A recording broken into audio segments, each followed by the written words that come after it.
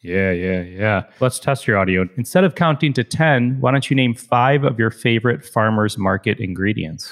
You're funny. It's always interesting when they say farmers ingredients. It really is all ingredients are from a farmer except for fish and meat.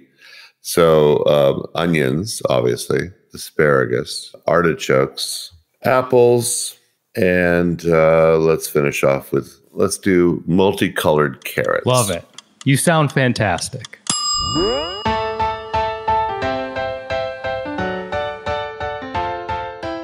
Hey everyone, I'm Cappy and you're listening to Beyond the Plate. This is a podcast where we sit down with the world's culinary elite to explore their journey into the food industry and the social impact they have made in their community. If you're new to the pod, welcome. If you've listened before, welcome back. Either way, we're glad you're here. We hope this episode inspires you to cook or possibly do some good today, as these chefs inspire us. And we're grateful to our partners who make this podcast a reality. With that, this season is brought to you by our friends at Martin's Famous Potato Rolls. Hi, Ian. Hey, Cappy. Everybody, our executive producer, Ian. Thanks for having me at the top of the episode versus just saying my name at the end. Appreciate it. Why, of course. Ian, Martin's is back for another season with us on Beyond the Plate. You know I love Martin's, and you're always excited when Martin's is here. I am always excited when I hear the word Martin's or potato rolls, quite frankly. So what are we up to with Martin's this season? What are you, Cappy, excited about? I'm excited about a lot of things. I actually just got back from the Food Network and Cooking Channel South Beach Wine and Food Festival, where Martin's was a sponsor of the big burger bash down there, so that's always fun. We'll be creating some recipes this season using Martin's products, which I always love to do, and we've done in some past seasons. And it will soon be summer fun season, as Martin's likes to call it, which some people may just call grilling season, but either way, summer fun, grilling, we'll be having a good time. No joke, you can't not have Martin's when you're grilling. 100% agree with you. Here's a little bit more on Martin's for everyone who may never have heard me profess my love of Martin's. They're an all-American family-owned and operated company founded in 1955 and headquartered in Chambersburg, Pennsylvania. They're the #1 potato roll in America, and as I like to say, they can make almost any burger taste better. Even at the burger bash, right? Did you have any favorites down there? This is true. I always have favorites. Was really into this one called Ted's Burgers. And of course, Shake Shack is always a favorite personally. How many burgers did you eat? Too many, Ian. But in addition to Martin's Famous Potato Rolls, they also make sesame-seeded Big Marty's rolls, hoagie rolls, 100% whole wheat potato bread. They have a variety of swirl breads like cinnamon raisin swirl potato bread, maple brown sugar swirl potato bread, and my mouth is watering. But as you know, dare I say, it is a requirement that all of our partners here on Beyond the Plate have a strong sense of giving back to their community, and Martin's sure checks that box. Their mission encompasses more than just baking the best bread and providing good American jobs. They also believe in giving back to their community and the world around them. Through volunteering time and donating resources, they support hundreds of charitable organizations such as food banks, after-school programs, disaster relief, and others that provide sustenance and comfort to people in need, both close to their baking facilities and abroad. To learn more about Martin's and check out some great recipes, go to potatorolls.com and follow them on social media at Potato Rolls. Martin's. We thank you. We thank you. This episode is brought to you by our friends at One Hope Wine. Hey, Ian. Hi, Cappy.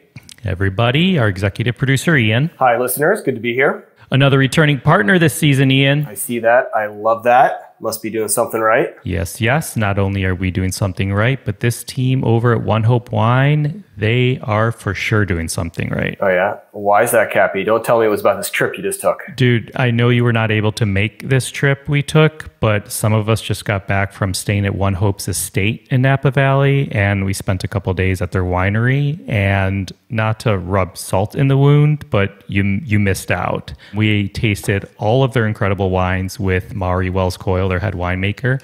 And they also have this new in-house chef named Chef Esteban, who's incredibly talented. So he was pairing a few fun bites with Maury's wine. Sorry you missed it. Well, I was on vacation with my family, but that sounds epic. So don't go again without me, promise. But that's not all we got going on, right? There's a lot I feel like we got going on with One Hope this season. We do. We totally do. This season, One Hope is actually taking over our Beyond the Drink series, which airs every other week from Beyond the Plate. So we'll be doing multiple episodes with their head winemaker, Mari. But we're not doing red wine with steak and white wine with fish. I know we are more creative than that. We are indeed. We're actually going to pair some fun everyday snacks that people have in their pantry. And I'm also going to ask some of our guests what their favorite snacks are. So we're going to challenge Mari to pair some of those snacks with One Hope's wine. So make sure to hit that subscribe button on your podcast player and follow along this season. Love it. Can't wait. Here's some more info about One Hope for everybody. One Hope is a Napa Valley winery built on hope and rooted in purpose. Every bottle of their award-winning wine supports a meaningful cause. This is what that means.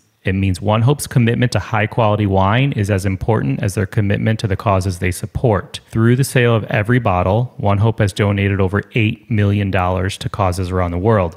So clearly, this is one of the main reasons why we love them. Yep. Tell me more, though. Okay, so One Hope also believes that you shouldn't have to sacrifice your wallet to enjoy quality award-winning wines. Case in point, they have this popular vintner collection, which begins at only $25, which is super affordable, and it gets delivered right to your door. So if you want to learn more about One Hope Wine, the winery, and to apply to become a winery member, go to onehopewine.com, and you can follow them on Instagram at One Hope and on Facebook at One Hope Wine. One Hope, we thank you. One more thing.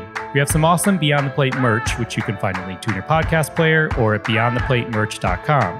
Head on over and check out our hats, tees, and hoodies. Again, that's beyondtheplatemerch.com. Enjoy this week's episode.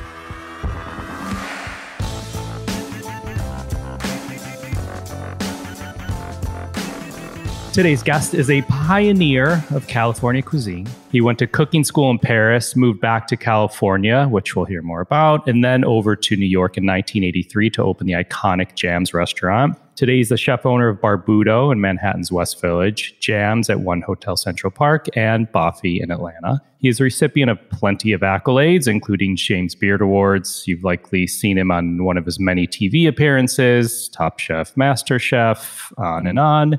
And he's the author of 3 cookbooks, his latest, the Barbudo cookbook, of which I was reading again at 7 o'clock this morning. This intro is way too short for one of the most highly regarded chefs in the US, because if I try to include half of what he's accomplished, it would be 3 pages long. Please enjoy this episode as we go beyond the plate with a man Esquire magazine once called one of the most influential American, not influential American chefs, one of the most influential Americans. And believe it or not, a former Ferrari salesman, Chef Jonathan Waxman. You're funny. Thank you so much. Of course. Chef, it's our season 7 premiere episode. We've got about 70 plus years of knowledge, wisdom, stories, lessons to hear and learn from you in about an hour. Let's kick it off. If I click on the philosophy tab on your website, there's 3 things listed. 1, shop at one's local farmer's market. 2, keep it simple. 3, as we cook, the most important thing to do is taste as we go. Tasting is everything. So I learned this like 20 years ago when I was in culinary school, but you were cooking like this 20 years before that. Yet it seems too simple for someone who's accomplished so much in the kitchen. So I'm curious, when you are thinking of, what are you thinking about when you're creating a new dish? You know, it's funny. Thinking doesn't really have a lot to do with it.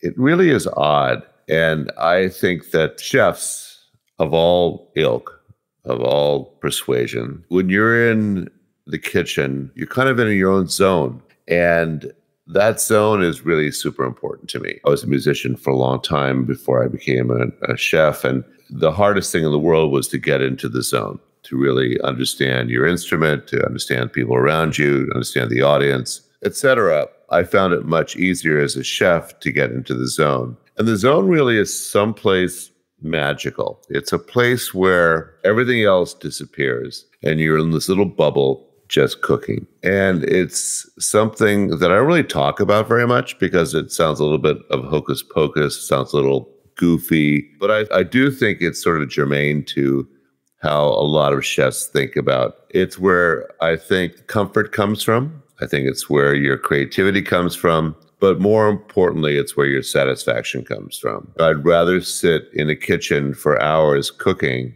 than do anything else. And it could be anywhere. It could be in a basement at Barbudo, where I'm often found, over an open fire, and go jump in the pool whenever I get too hot or sometimes I'm very lucky and I get to go to this mountaintop beautiful resort in France and cook outside, frustrated with what I'm doing. And then I get to go down to the garden and pull carrots out of the garden. That zone is so important to me. And it's a place where the world stops, time stops. And that to me is the most important. I like it. In addition to all of your accomplishments, I want to let you know, I don't know if David mentioned this to you, but you have by far been the most referenced chef in 6 seasons of this podcast. So there's been countless talented chefs you've mentored that have worked with you. I'm curious to share, if you want to share some more of those names or share with us the importance of mentorship.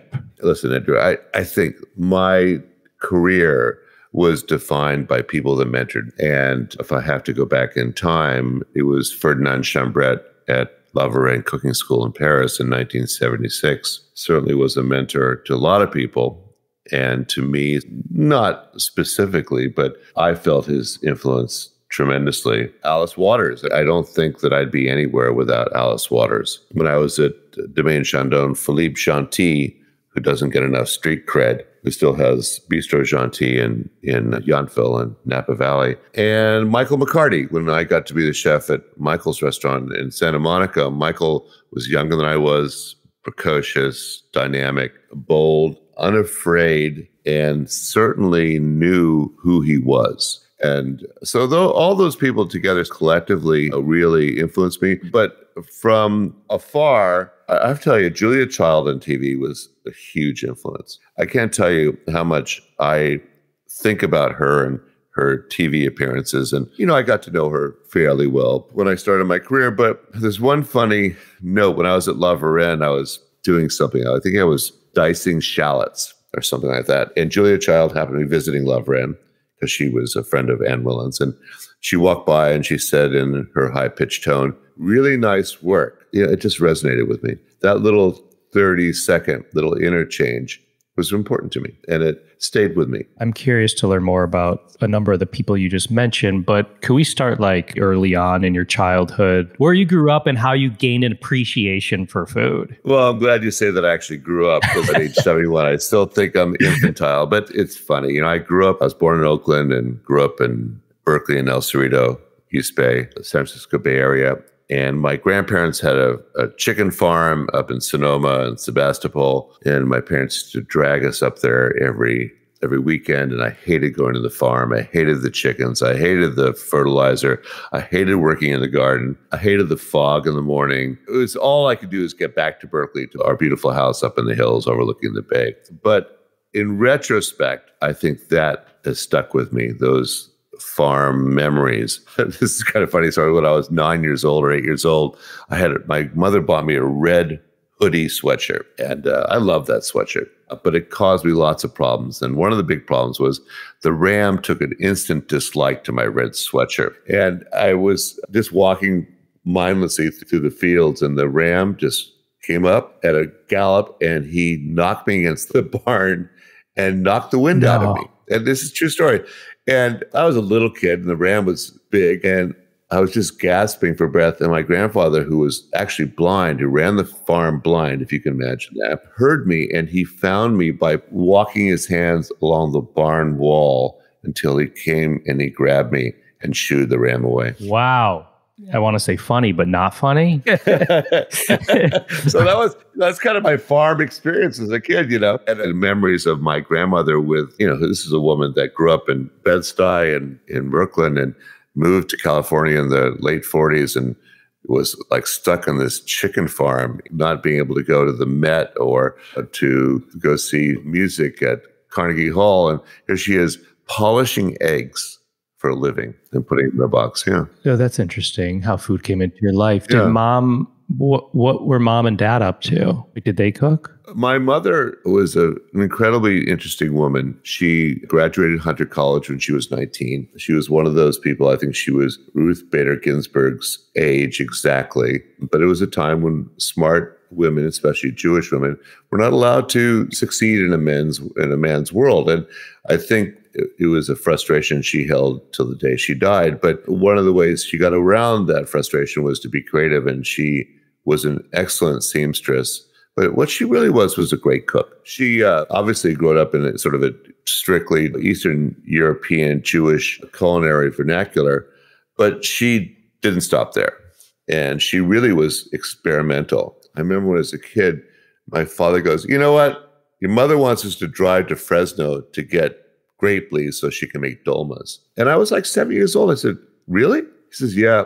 That's what we're doing. And so that was my mother in a nutshell. She was experimental. She loved cookbooks. She's the one that first got Julia Child's Mastering the Art of French Cooking. This is a crazy story. So when I was about 11 or 12, my parents went to Mexico a lot. And one day my mother shows up back in Berkeley with this carved olive wood bowl, these Aztecan sort of utensils. And she goes, we went to this restaurant in Tijuana called Cesar, and I've got this recipe for making Caesar salad. And so she says, you want to help me do it? And I said, sure. And until she got the raw egg yolk out, which I ran out of the room because that's a whole other story about eggs and me. Guy Fieri and I always laugh about this because he and I have the same sort of weird aversion. Mine's less, but has been tempered over time, but his has not.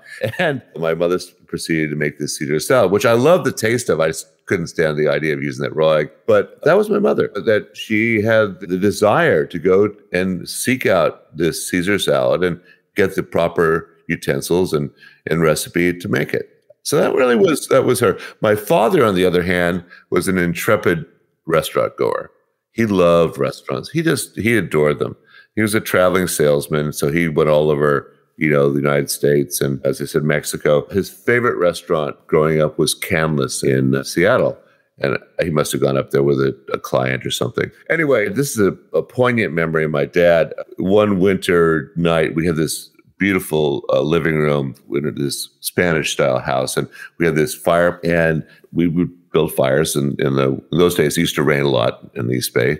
Not so much anymore, but it was rainy and cold in those days. And my father decided he wanted to do a steak dish he saw in Sunset Magazine. And it was a chuck steak marinated. We're talking 1960, okay? I was 9 years old or 10 years old. And he got this marinade, pureed it in the blender with sherry and olive oil and garlic. And he marinated the chuck steak for 2 or 3 days, built a fire in the fireplace, and then took the oven grill out of the oven, created a brick little platform for this grill, and he grilled that chuck steak over the open coals in our living room. Think about that. You don't think about them until much later in life, because when I started my career, those kind of memories flooded back into my brain. And I think those things are incredible. For my bar mitzvah, my parents didn't have a lot of money, so my mother and I cooked the entire meal for like 60 or 70 people. And I don't remember all the savory stuff, but I remember all the desserts. And my mother had this recipe for Mexican wedding cookies. It's crushed walnuts with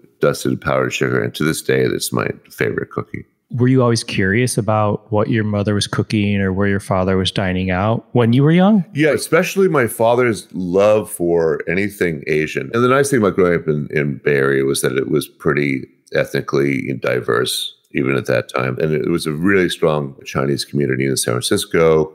There's a strong Italian community, obviously, in San Francisco, but Oakland had one as well. You had a Basque community. So there's lots of different ethnicities that was scattered around the Bay Area. But I remember going to this restaurant. It was called, I think, Sun Hung Young. And my father would walk in. We were a party of 5, right? And the maitre d' or the owner or whatever looked at my father and started to drag him to a table on the ground floor. And my father said, pulls a $20 bill out of his wallet, hands it to the guy and said, we want to go to the top floor.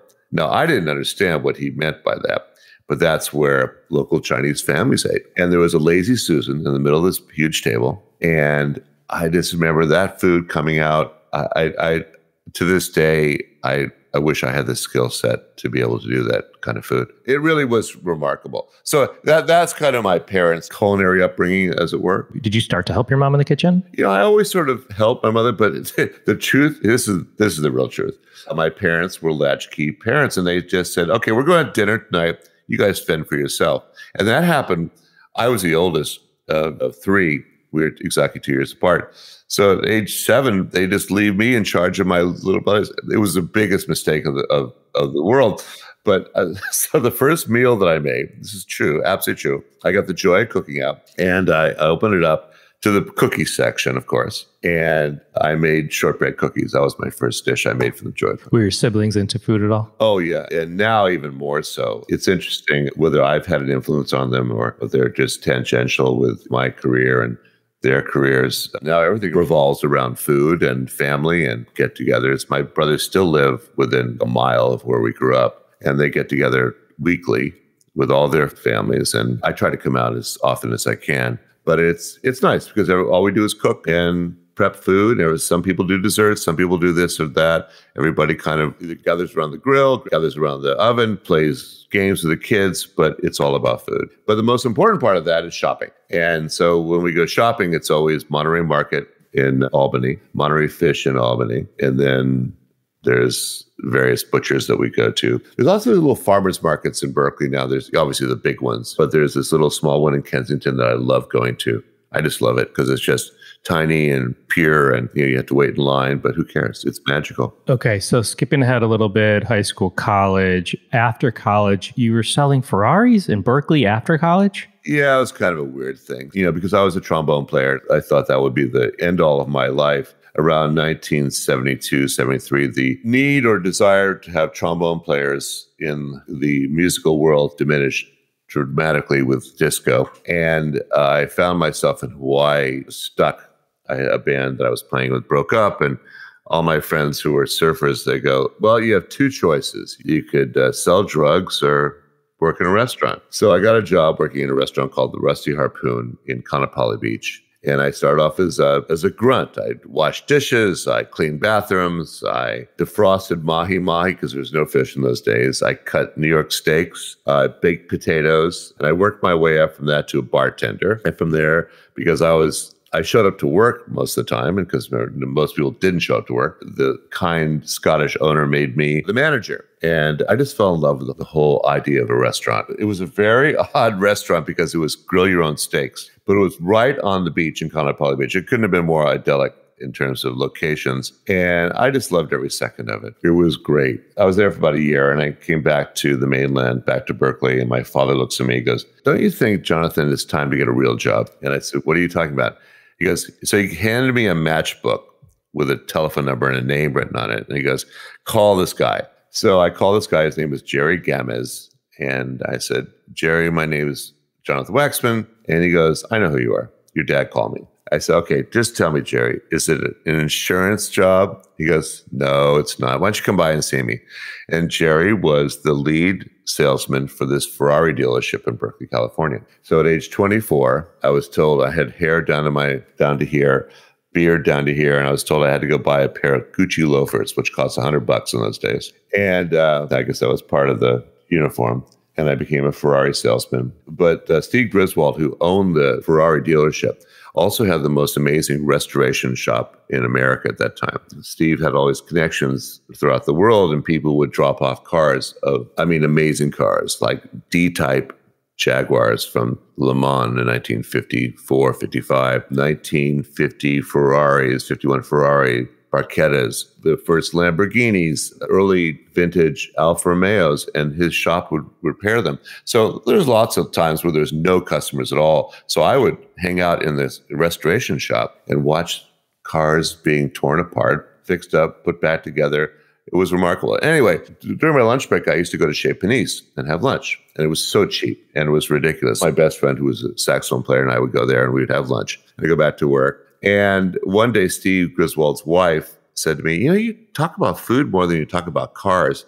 Have you ever thought about taking a cooking class? I said, no. She goes, I have this friend named Mary Risley who has the Tante Marie Cooking School in San Francisco, and she'd be a great place to start. So I took a 6-week course with Mary Risley at the Tom Marie Cooking School. And she was a really strong advocate of the cordon bleu style of methodology of cooking, teaching cooking. And so I took the class and I loved it. And one day she calls me up. She goes, "You want to have lunch?" And I said, "Sure. Why?" So I go out to lunch with Mary. She goes, "Jonathan, I had to tell you something. You really have a penchant for cooking. Have you ever thought about doing it as a career?" And I said, "No." And she goes, "I took the initiative and I signed you up for a cooking school in Paris called La Varenne." Without telling your parents or anything? Nothing, not telling me. And she said, "I tried to get you into the Cordon Bleu in London, but they're full. So there you go. If you can get $6,000 for a year course," that's what it costs in those days, to go to La Varenne. And so I went to my parents, and I had paid my way through college by playing music and scholarship. So first time I sort of really asked them for a lot of money. And my parents said, they were flush at that time. I said, "Sure." And my father sort of quips. He goes, "So when you get back, are you going to become the chef for Sizzler Restaurant?" And that was my father's sense of humor. But in November of 1976, I was off to Paris. Interesting. Did you love it? I didn't speak more than one word of French. I could say bonjour, not very well. I arrived on my birthday, November 15th, and I remember going to this little restaurant in the left bank and having confit de canard and chocolate mousse and a half bottle of Cahors, and striking up a conversation with people next to me who spoke English. And I got there a little early because the session didn't start for a couple of weeks. And so I took a language course at Alliance Française on Rue de Raspail. And I met this guy who was an American, who was a photographer. And he said, "Where are you living?" And I said, "Well, I'm living in this little hotel around the corner from Alliance Française." He goes, "Well, I'm staying with this other photographer and he's got 5 bedrooms. Why don't you just rent a room from him?" So I ended up staying with this photographer, famous photographer, Dick Balerian. And so I stepped in, in this amazing apartment. And I went to cooking school. And yes, I fell in love with cooking school. Absolutely. What was the plan after school in Paris? Well, it was interesting. The people that ran the school, there was one guy who was sort of in charge of administrative stuff, and really wonderful guy. And he goes, "Have you thought about staying in France and working?" And I said, "Well, is that possible? I thought you needed a working permit." He goes, "I think that's a possibility." So he called up the head of Relais and Chateau group, and they said, "Yeah, we'll take him on. It'll obviously be a lesser property where they're desperate for someone." And so they gave me 2 choices. One was in Brittany and one was in the Vosges. And for some reason, I ended up in the Vosges, which was a very interesting place to be. I basically worked from 8 in the morning till midnight every night with an hour break in the afternoon, no days off. Maybe I got 1 day off a week or something. And it was the chef, myself, and a dishwasher in a 1-star Michelin restaurant. So needless to say, I knew nothing except what I learned in cooking school. The chef was the patient, wonderful person in the world. The dishwasher was obviously dealing drugs or something. And they hired another chef to come in to actually make sure that I knew what I was doing. And he turned out to be a total drunken disaster. So I ended up having to do everything with the chef. And one of the funniest things was, Andrew, this is one of the craziest memories. We used to do truite au bleu. I don't know if you know how you make that, but you need a live trout, and you have to take a live trout and you have to kill it, gut it, and poach it almost immediately in a courbillon flavored with vinegar on a simmer on the stove. And the trout turns blue, strangely enough. Anyway, but you had to get the trout. And remember, this is the middle of service, right? I had to be cooking on the stove, and the chef go, "Ah, merde, tout à bleu." And then he told me, "Go run outside." And these trout were so smart. They could hear me coming. So they'd run the other side of the pond, and I'd have to go. It took me the first time I had to do it, it was like a nightmare trying to get one of those suckers out. But you know what? I learned how to cook. But I learned more about restaurants and kitchens than I did really about cooking. And I learned a little more about the French culture. And on top of that, I got a working permit. Now, as soon as I got a working permit, a carte de travail, my father called me up and said, "Your mother is very ill and you have to come home and take care of her." At that point, he divorced her. And so I told the people I was working for, and they were sad that I was leaving. I didn't know why. And so I came back and I called up a friend of mine who worked for Food and Wine magazine, a friend of the family's. And he goes, "There's this great new restaurant opening up called Domaine Chandon in Napa Valley. Why don't you go apply there?" And I got a job working at Domaine Chandon. Interesting. Okay, so you come back, you work for Domaine Chandon, and then do you go to Chez Panisse from Domaine Chandon? No, I took a job. I got offered a head chef job at the Monterey Bistro in Monterey, California, which I had no business taking. I didn't have any of the attributes necessary to be a chef. but I was cocky and young and silly, and so I took the job. The food was just so different from what I had learned in Paris. When I mentioned I wanted to make a beurre blanc sauce, the guy goes, "No, you don't. We don't do that. That's too new." You can imagine that. We're talking about 1977. At the same time, before I had left to go to Monterey, I'd put my application in at Chez Panisse. So while I was at Monterey, my mother called me up and she goes, "This woman named Alice Waters has been calling the house for you. And she wants to know if you'd be interested in working at Chez Panisse." And that's how. Love it. Okay, let's cruise through some more of these stops along the way. Chez Panisse, after Chez Panisse. Well, after Chez Panisse, I wanted to go work in Lutèce in New York. That was like my goal. And I had no clue about how to do it, but it was on my brain. But I decided to go to LA just because I'd heard a lot of things that were going on in LA. And when I was in LA, I ran into this guy named Ken Frank, who had just left this restaurant, I kid you not, called La Guillotine. And he said, "I'm going to be the chef of this restaurant called Michael's in Santa Monica. Why don't you go talk to the owner? He might have a position for you." So I drove over and met Michael, and the restaurant was, so yeah, we're opening up in 2 weeks, and no way that was going to happen. But Michael and I talked for hours, and we bonded, and he said, "Listen, Wax, why don't you come work for me?" So I packed up my bags and moved to LA, lived with Michael at his house for 3 months while they finished the restaurant. And I became the sous chef to Ken. And about a month or two later, Ken says, "Jonathan, surreptitiously, I'm opening my own restaurant called La Toque on Sunset. Would you mind if we switch and you become the chef?" I said, "Sure, I don't care." So I became the chef at Michael's. And I was there for 5 years. From 79 to 83. There's so much incredible people and places you are mentioning that I hope everybody listening takes a couple minutes out of their day to look up the significance and importance of some of the, again, people and places you're mentioning. I mean, you were young at the time. Arguably, you guys opened 1979, I believe. I saw 1979. Yeah. I mean, you became this restaurant kind of, I don't know, for lack of a better term, put you on the map as like one of the true pioneers of California cuisine, no? It was a lot of serendipity. Michael was 25 at the time? So I was the old guy. I was 28. Ken was, I think, 22 or 23. He was so precocious. You know, it was interesting. I had an amazing group of people who worked for me. I had line cooks like Roy Yamaguchi was a line cook for me. Think about that. It was kind of like the young AAA ball club that got everybody came to the majors in one fell swoop. But I think the most important thing was Michael's ability to see a world picture about where food was going. I mean, he was a pioneer in many ways. He had the first point of sale system that was a complete nightmare to use, but he was adamant to modernize the American restaurant. He and I both had worked in France. We both had that sensibility about seasonality. I got more of my seasonality from Alice than anybody else, but in France, things are very seasonal. But more importantly with that was sort of taking the Escoffier methodology and trying to put it forward into the 20th century. And that meant lightening up sauces, not cooking things as long as they used to do, not pre-cooking things, cooking things more what we call a la minute. But also it was more of the diversity. So I found out that there were spring lambs in Sonoma County when I was at Chez Panisse. And so I started ordering spring lambs from up there. There were these wonderful squabs from a carpinteria that were just like as good as anything I can get in France. A fisherman started bringing me live spot prawns from Santa Barbara. Another guy used to fly fish from New York, I kid you not, from Citarella Fish. And Joe would bring fish out every week to me because we couldn't get scallops or soft shell crabs or any of the Eastern seaboard style of fish. And the fisheries at that time in Southern California were pretty minimal. So, it was hit or miss in trying to get stuff. It was ingredient based. Things were all about what people could bring us. We had a guy that would bring us ducks. We had a guy that brought us rabbits. We had haricot vert from Mexico, if you can believe that. So the demand for things that we knew about from our European study and European sort of going to restaurants in Europe and New York. We wanted those things for LA,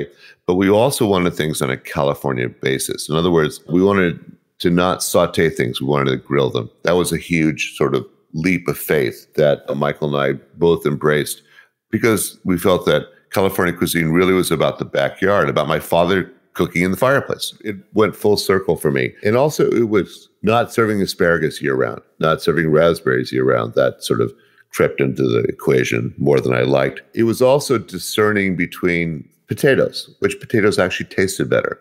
I know it sounds a little silly, but yeah, that was important. Which olive oils tasted better? What butters tasted better? And there weren't any bakeries at that time. There were 2 or 3 bakeries in LA. We would start breaking our own bread because we couldn't get what we really needed. Michael's really was a real sort of experimental station for me. It was a place where Michael just let me do whatever I wanted, as long as it met a certain standard. And I made some mistakes along the way. I have to tell you, I did cook some really bad things, but I created a vocabulary for myself that I was very comfortable with. It's interesting, like definition, if you will, of California cuisine, because I feel like too many people these days are like, what's California cuisine? It's using seasonal food. I use seasonal food, but I'm making that up, but it's not that. I mean, it's more than that. Yeah, and you also have to remember that all the diversity of San Francisco Bay Area and LA and other places, my mother going to get the grape leaves from Fresno, all the incredible Chinese restaurants in San Francisco, all the sushi bars that were popping up in LA at the time, all the different Thai families were starting to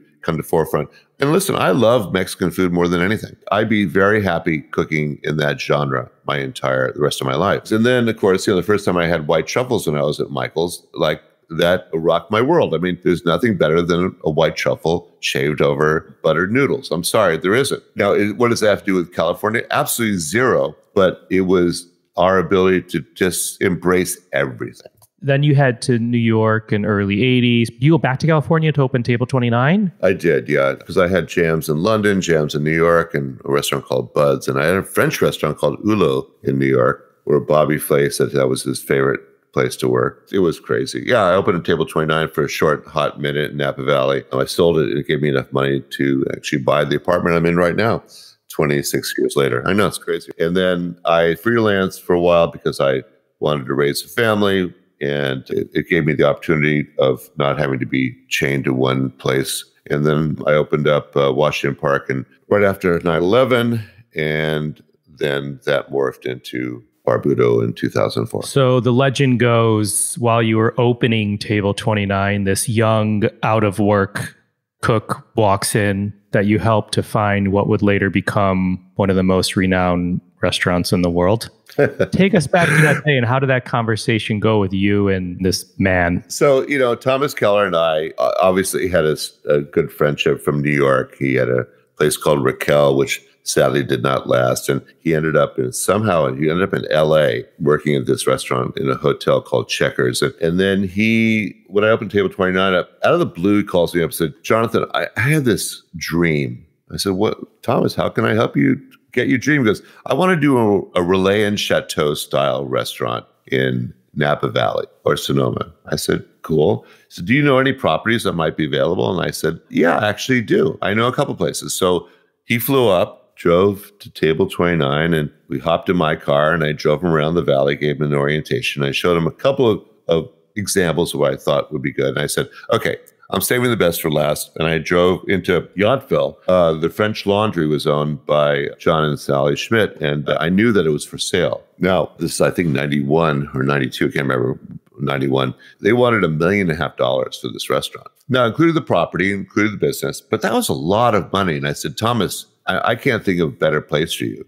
And he says, Jonathan, I'm doing it. And the determined look on his face was pretty amazing. And 6 months later, he calls me up. He says, you know what? I did the deal. I found the money. I'm opening up the French Laundry. And I have to tell you, I think that's the connectivity of our community that's so important. That's why I love my business. I think there's so many stories like this. There's so much hands across the water when people are not doing well, people reaching out. Marcus Semis and I talk about this a lot. I think we hope our legacy is that we were pretty good people. We made a lot of mistakes, but along the way, we did try our best to be good people. We want the industry to grow. And I think back, Andrew, I was in Paris in 1976. So it's 45 years ago. That, to me, a short 45-year span, the world of cooking in America has gotten so much better.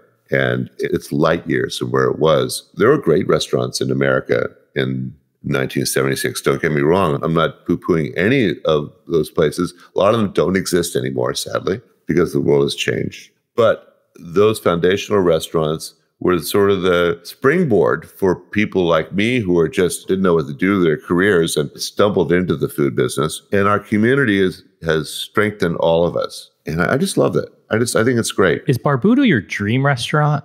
You know, it's funny you say that. I would say that Barbuto is my favorite restaurant. It's my happy place. I love being there. No, it's not my dream restaurant. My dream restaurant, to be truthful, is a restaurant in Hawaii on the beach that has its own garden, has its own little set of fishermen, and is only open when I want it to be open. That's my dream restaurant. Okay, so you mentioned restaurants and like almost longevity and being the foundation of this community. There's not a lot of restaurants that have had such consistency, simplicity, deliciousness with dishes for as long as you've had. When people ask me for recommendations in San Francisco, for example, Zuni Cafe is like, it's always at the top of my list. It's usually one of the first places I suggest because you have to get the chicken, you have to get the Caesar, you have to get the gnocchi, is what always comes out of my mouth. But when people ask me about New York City, similarly, it's Barbuto, quite frankly, because I have to make sure they get a salad, a Brussels salad, or the chicken, or gnocchi, or crispy potatoes, a number of things. When you're in San Francisco, where do you eat? I'm sort of loath to say where I actually eat all the time, but I would agree with Zuni. I would certainly say Katonia. I love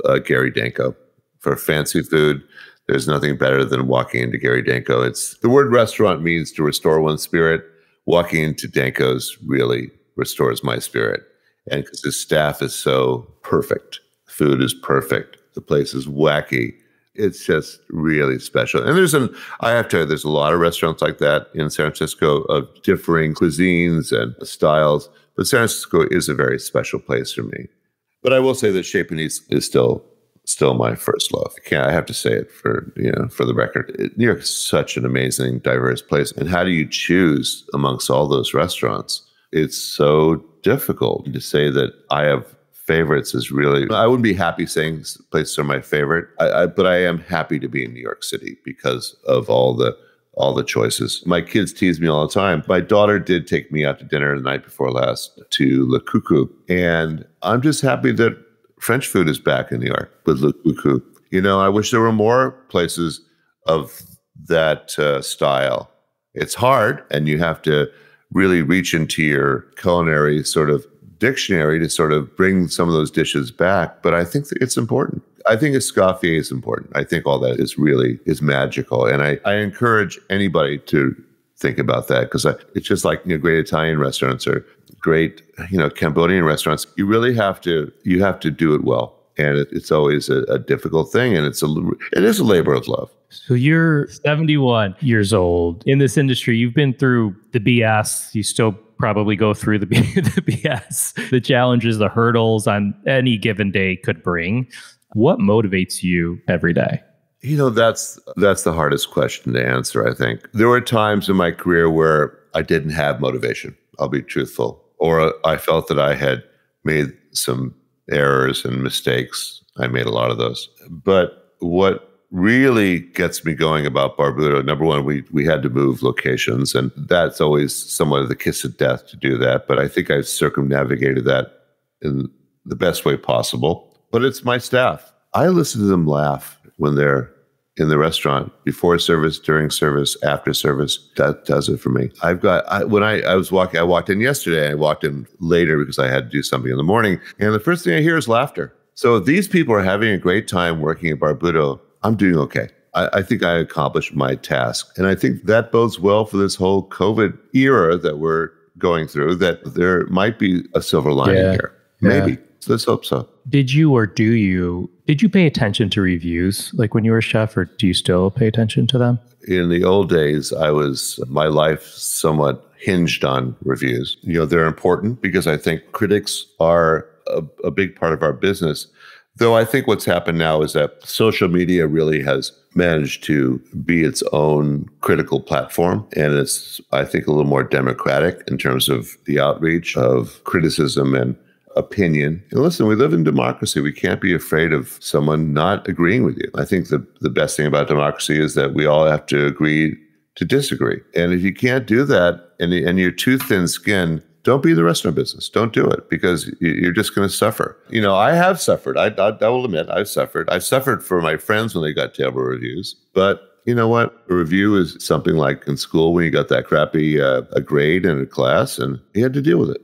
You had to move forward. That's part of life. Listen, things don't always work out. From day to day in the restaurant, food is better one day than it is the next day. I learned that very poignantly when I was at Chez Panisse. It wasn't always perfect because the menu changed so much at Chez Panisse. So it's always difficult to make it perfect. And that sort of stuck with me for a long time. How do you really keep the intensity up to do food well? It's hard. It's very hard. So at this stage in your career, why Adele's in Nashville? Why Buffy, Atlanta? Yeah, those are good questions. I think that there's part of me that likes adventure, that likes expansion. It's certainly a little bit of my DNA that I'm ever restless. Yeah. I mean, you've had to have had 100 opportunities or offers to open Barbudos in every single city and country, no? Yeah, I mean, I think Barbudo is a very difficult thing to duplicate. Moving it 2 blocks was a 5-year journey. But I think that Nashville came about because Caleb Followell from the King's Leon used to eat at Barbudo every day. And one day he said, Jonathan, how come there's no Barbudo in Nashville? And I said, Caleb, maybe we could figure that one out. And so it was, you get seduced, I guess, by the opportunity. Would I be happy with just Barbudo? Absolutely.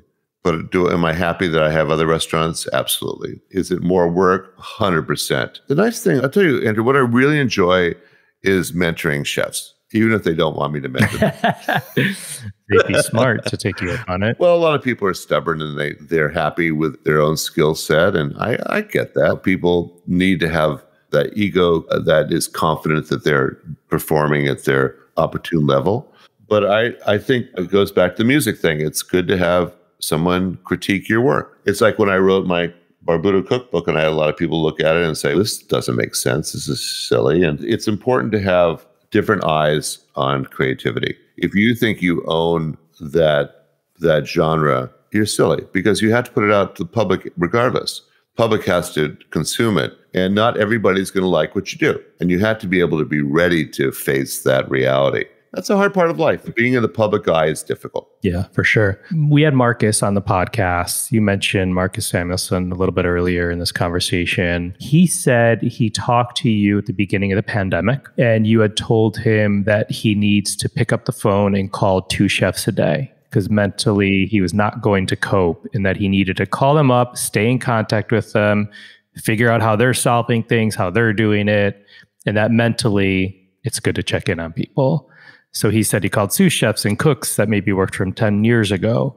Do you remember the first 2 people that you called? I actually do not, but there was people that I hadn't talked to for years. And there was a couple people I knew that I needed to reach out to. I knew that they were in pain. I knew that they were having a rough time. And I hope my voice and my call was somewhat comforting, hopefully. But also I needed the comforting. Let's face it, I was being selfish. I needed the dialogue. I listened, the whole world was lost at that point. Everybody. There was not one person that was immune from that emotion. And I think that if I've learned anything in my business, it's camaraderie is the most important tool that I have and we have at our disposal to keep our community together. There were some really difficult decisions that had to be made. There wasn't a playbook. So we were making things up as we went along. And when you do that, you need to have different set of optics. You need to have your friends' optics.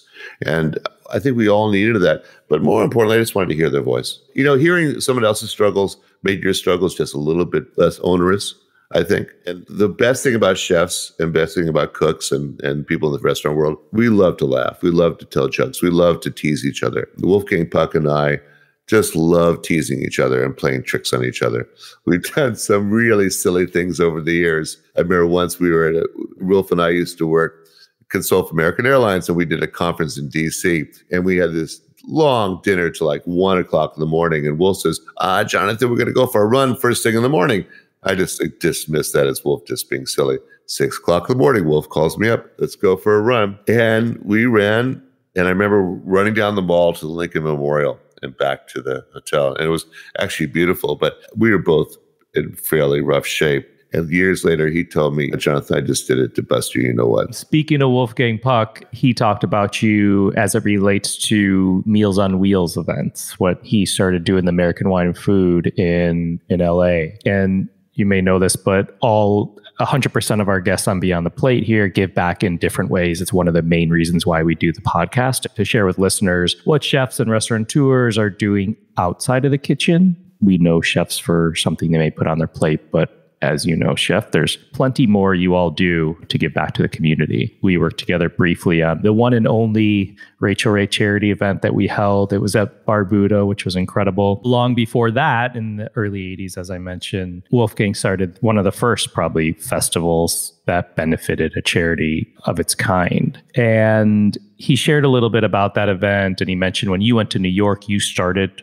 the big Meals on Wheels event at Rockefeller Center. Talk a little bit about the importance of where does giving back come from for you? Because you're very active in a number of organizations, and I could rattle some off, but I'll let you do your thing. Yeah, listen, I think the most important thing for me is giving back. I've gotten so much from the world and specific people, obviously. There's a lot of people that are less fortunate than I, and if I don't feel that I'm giving back, then I think that I'm not doing my part for the world. And chefs have a certain amount of notoriety, so why not use that notoriety to raise some money? When I was invited to do the Wolfgang Puck event at the old Spago, Gail Green was there, and Gail and I were pals. And even though she was a critic, but she and I got to be good friends. And I said, Gail, we should do this in New York. What a fabulous event this would be in New York. And we talked to Larry Forgione, and we talked to Florence Fabricant, and the four of us got together. We thought we would do a benefit to honor the birthday of James Beard, who Larry was very close to. So we planned to do a benefit based around James Beard's birthday and City Meals on Wheels, which Gail and Florence it was their favorite charity. Gail really had a huge influence in that. Anyway, James unfortunately died, and we sort of abandoned the idea. And then Florence and Gail said to Larry and myself, why don't we just make it a memorial to James and honor him in that way? And we said, God, that's perfectly logical. And that's how the City Meals on Wheels event Rockefeller started. And Restaurant Associates was generous enough to donate everything. Gail was like the strongest Valkyrie, saying that no one is going to pay for anything. We're going to get everything donated. And she was a force of nature. She got everybody to donate, and it was all the money, and we raised a lot of money. In those days, it was an incredible amount of money. We had an anonymous donor who matched the amount that we raised. And that just made me feel great. I got to have all my friends cooking with me. We got to raise money for an amazing cause. City Meals is about the federal government funds program for people that are housebound, one hot meal a day, Monday through Friday. But Saturday and Sunday, the program is shut down. And City Meals provides those meals on the weekends. And what an extraordinary thing for someone who's housebound in the New York area to have someone, and it's their social interaction. Somebody comes to the door and said, here's your hot meal today. They chat for 30 seconds. And that connectivity, I think, does what restaurants do, is restore your spirit. It brings you back to life. The food obviously nurtures you, but it's that social connectivity that was special. And to be part of that has always been an amazing thing for me. Yeah, that's incredible. Do you ever instill any sense of giving back to staff? Or does it kind of naturally happen because you do so much philanthropically? Yeah, I think I could always do more on every level. Let's face it, part of my future sort of vision is to try to do things better. And that's with the environment, it's with my mentorship, it's with how I run my businesses, how I treat my employees, better understanding of what they need. Back in the days, things were much more dictatorial, the straight line from the owner of the restaurant to the employees. I want it to be more communitarian, more egalitarian, and embrace people the way that happened in Chez Panisse with Alice. I mean, Alice really felt that she was creating a community. It wasn't a restaurant so much as it was a grand extended family of like-minded souls that wanted to work together. Yeah, and I said this for every one of our seasons in terms of giving back. I always say to anybody listening, give what you can. Use your voice, use your dollars, use your time. $1 means something. 30 minutes of your time once a month means something. A social media post means something. So chefs do that in some of them, all three of those ways. So thank you. Let's do a quick speed round and then we'll close it out. Sure. Number one, what did you have for dinner last night? I had a leftover stir fry of peaky toe crab, broccolini, a leftover leek and potato gratin, shallots with rosso radicchio. Yum. Name a smell in the kitchen you love. Bread baking. Name a smell in the kitchen you hate. Garbage. What pisses you off in the kitchen? You know, there's a lot of things that piss me off, but honestly, it's lack of attention. Yeah. I think I know the answer to this, but what makes you happy in the kitchen? Just cooking. Last question. What 3 dishes make the perfect Chinese dinner? If I don't have scallion pancakes, I'm diminished. I love any kind of dumpling, but since I'm erring more on the vegetarian side, something made with wild mushrooms. Honestly, Peking duck is the greatest dish in the world. Yeah. All right. Closing it out here. What advice would you give, or do you give, to young cooks coming up in the restaurant food service industry? I think my biggest advice is stay young, stay childlike. Don't be too quick to become mature. Don't be too quick to become an old soul. Stay young. Love it. Chef, thank you. I appreciate your time. You, as we mentioned, pioneer in cuisine and restaurants and restaurant culture to probably hundreds or thousands of other chefs and cooks. And I just hope that there's a young culinary student listening to this or a mature adult and they realize the importance of what you've done for this industry. Thank you so much. You're very kind. It's an honor to chat with you, and I'll probably see you soon in Miami. I hope so. All right. Have a good day. You too. Thanks a lot. Thanks again to Chef Jonathan Waxman. Find more on him at jonathanwaxman.com. To learn more about City Meals on Wheels, go to citymeals.org. We'll share a link to those websites in the episode notes and at beyondtheplatepodcast.com. Find me and keep up to date with this podcast across all social media platforms at On Cappy's Plate or go to beyondtheplatepodcast.com. Beyond the Plate is also on social at BT Plate Podcast. This episode was produced by myself along with Ian Cohen, Joe Yetton, and Sean Petrosian. Our digital media producer is Sarah McClellan-Me. Our music has been composed by Goldford. Find him at iGoldford. As always, a special shout out to my wife, Katie. If you have a moment, we'd love and appreciate it if you could rate or review and subscribe to this podcast on your listening site of choice. Don't forget to join us next Wednesday for an episode of Beyond the Drink, our companion podcast of Beyond the Plate, brought to you by our friends at One Hope Wine. Thank you for listening to Beyond the Plate. I'm Cappy, and remember, there are never too many cooks in the kitchen.